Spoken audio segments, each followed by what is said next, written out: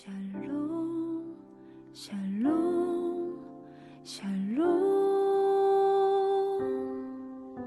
샬롬, 샬롬, 샬롬. 내니 두려워 말아라.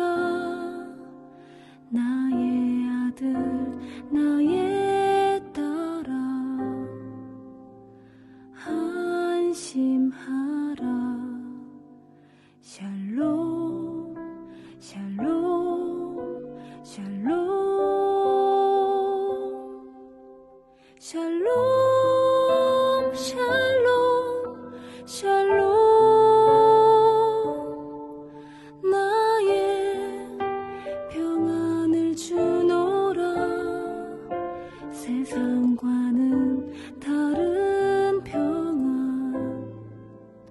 두려워 마라. 샬롬.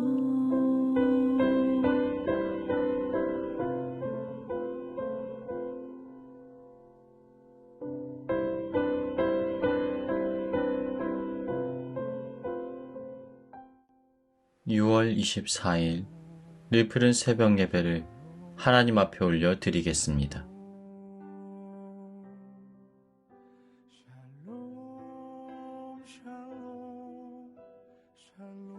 사무엘하 13장 전후의 문맥을 중심으로 하나님의 은혜의 말씀 나누기를 원합니다. 본문을 살펴보면 다윗은 자신을 따르던 신하들과 함께 광야길을 걷고 있습니다. 생각지 못한 문제의 상황들로 인하여서 다윗이 눈물을 흘리며 예루살렘 성을 떠날 수밖에 없었던 것입니다. 지난달 사울 왕을 피하여 숨어 지냈던 그 광야길로 또다시 들어서고 맙니다. 바로 아들 압살롬이 아버지 다윗 왕을 반역함으로 나라를 빼앗으려고 군사를 일으켰기 때문입니다. 이러한 문제의 발단은 압살롬의 여동생 다말이 강간당한 데에서부터 시작되었습니다. 압살롬과 다말의 배다른 형제였던 암논은 다말의 미모에 빠져 악한 계획을 실행하고 말았습니다. 암논은 오랜 기간 다말을 흠모해 왔습니다. 그런데 암논의 곁에 있던 야비하고 비열한 방식으로 세상을 살아가던 악한 패거리들이 악한 방법을 조언해 줍니다. 그리고 결국 강간 사건이 일어나고 말았던 것입니다. 다윗은 오늘 본문에서 이 소식을 듣고 분노합니다. 사무엘하 13장 21절. 다윗 왕이 모든 일을 듣고 심히 노하니라. 그런데 여기까지였습니다.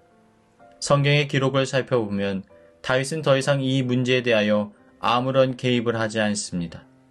어떠한 징계나 훈계도 하지 않습니다. 암논의 죄에 대하여 바르고 합당한 사랑에 기인한 훈계를 내리지 않았던 것입니다. 그런데 다윗이 왜 자녀의 문제를 그대로 방치하고 말았던 것일까요? 어쩌면 다윗은 암논의 모습 속에서 거울을 비치듯 자신의 연약한 모습을 발견했기 때문입니다. 지난날 우리아를 죽이고 밧세바를 취했던 다윗의 모습을 고스란히 닮아있던 자신의 자식을 바라볼수록 자신의 과거의 행위가 떠올라 괴로웠을 것입니다. 결국 다윗은 문제 자체를 직면하기를 원치 않습니다. 그래서 내버려두고 방관을 했던 것입니다. 여기에는 중요한 영적인 원리가 담겨져 있습니다.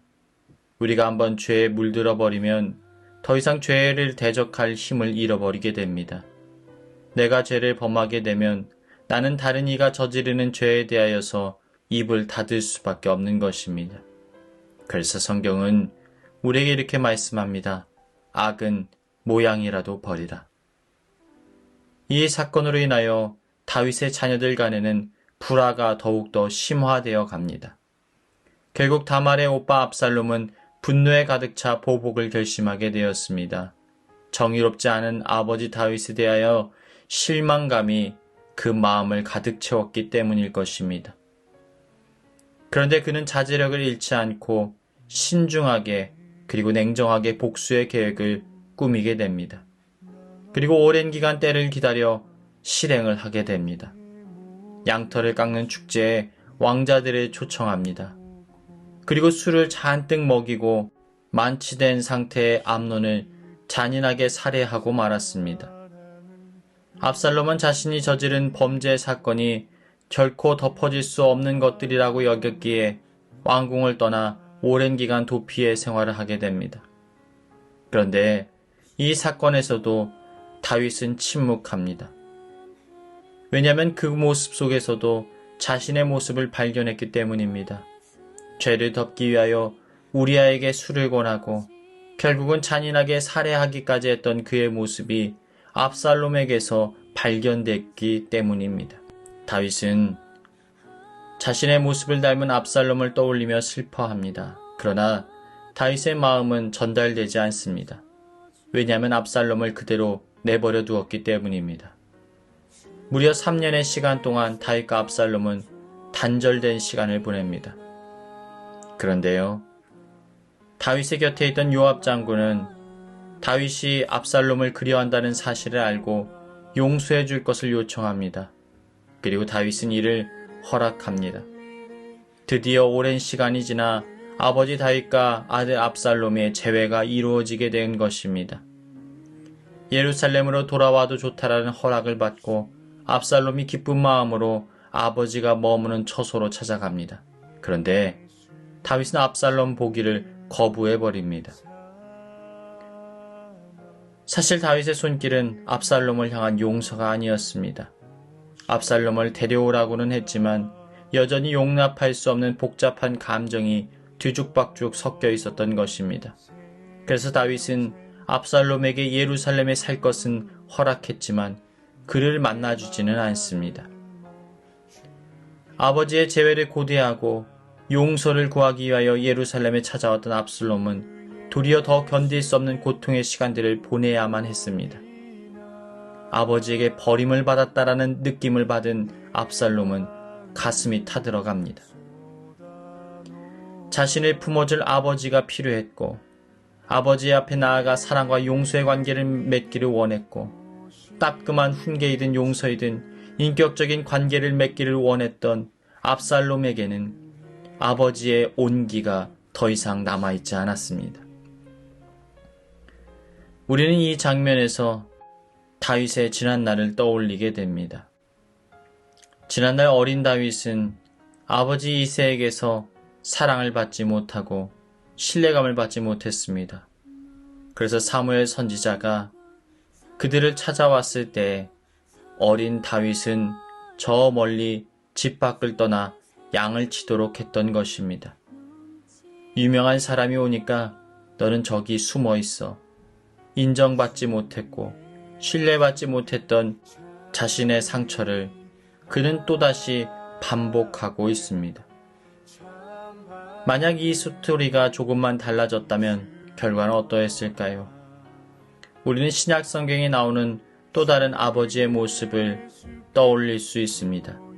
바로 돌아온 탕자의 이야기의 자애로운 아버지입니다.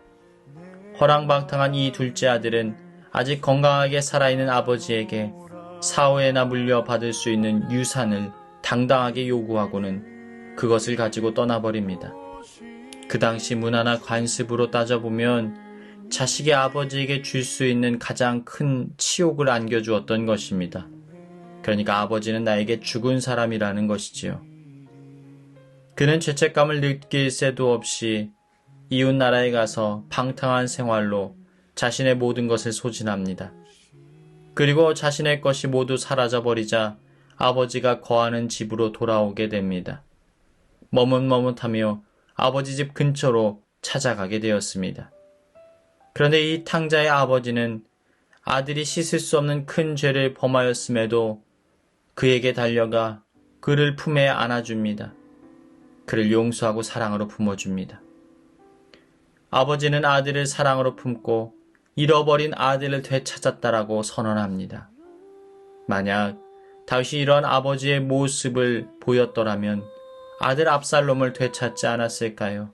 서로에 대하여 큰 장벽을 가지고 있었던 이들의 마음이 봄는 녹듯 녹아지면서 부둥켜 안고 엉엉 눈물 흘리지는 않았을까요? 마음속에 자리 잡고 있던 오해와 아픔, 슬픔과 상처, 애완들이 씻겨내려가지 않았을까요? 그런데 불행히도 다윗은 그렇게 할 수가 없었습니다. 결국 아버지와의 관계 회복을 포기하고 말았던 압살롬은 이제 아버지를 향한 증오와 미움을 쏟아내기 시작합니다. 암논의 죄를 방관했던 아버지, 그리고 자신을 용서해주지 않는 아버지, 그토록 그리워했음에도 불구하고 차갑게 자신을 거절했던 아버지, 자신을 이해해주지 않은 아버지에 대하여 자신이 당한 만큼, 자신이 고통스러운 만큼 되갚아주기로 복수를 계획한 것입니다. 그는 무려 4년의 시간을 걸쳐 이 음모를 준비하고 실행에 옮기게 됩니다. 자신을 따르던 추송 세력들을 하나둘씩 모으고 무장 세력들을 규합하고 백성들의 민심을 다윗에게서 자신으로 되돌립니다. 그리고 그 기한이 차고 자신의 영향력이 거대해지자 압살롬은 드디어 자신을 왕으로 선언하고 예루살렘을 점령하고 다윗을 죽이기 위하여 군대를 보내게 됩니다. 결국 이러한 상황을 맞이한 다윗이 자신의 아들에 의해서 쫓겨짐을 당하고 말았던 것입니다.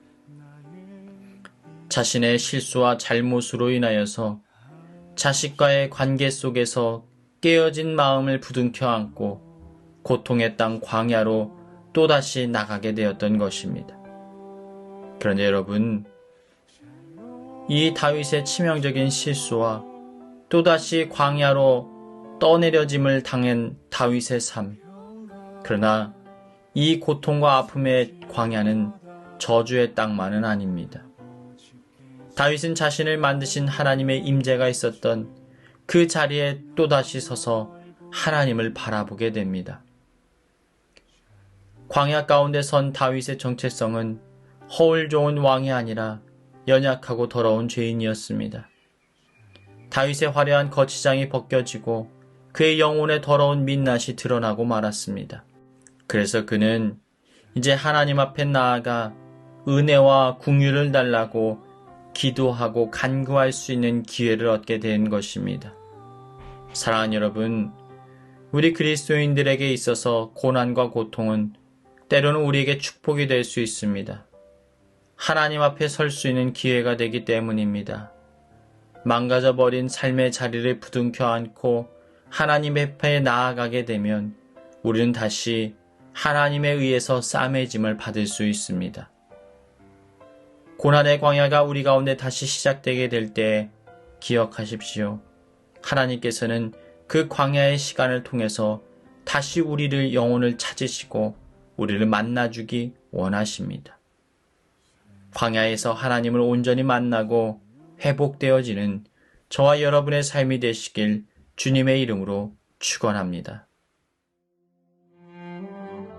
이 시간 교회에 주신 공동의 기도 제목을 가지고 다 같이 기도하시겠습니다. 문제로 인하여 찾아오는 염려에서 벗어나 오직 소망의 주님을 기대하며 살게 하여 주옵소서. 우리의 약함보다 하나님의 강하심을 바라보게 하시고 인생의 참된 주인이신 예수 그리스도를 바라보며 모든 염려를 주님 앞에 맡겨드리게 하여 주옵소서. 우리 늘 부른교회 가운데 죽었던 모든 것이 다시 살아나는 부흥의 역사에 임하게 하여 주옵소서. 다 같이 기도하시겠습니다.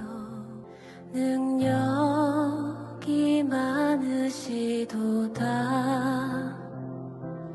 그의 지혜 무궁하며 인자는 영원하도다 상한 자들 고치시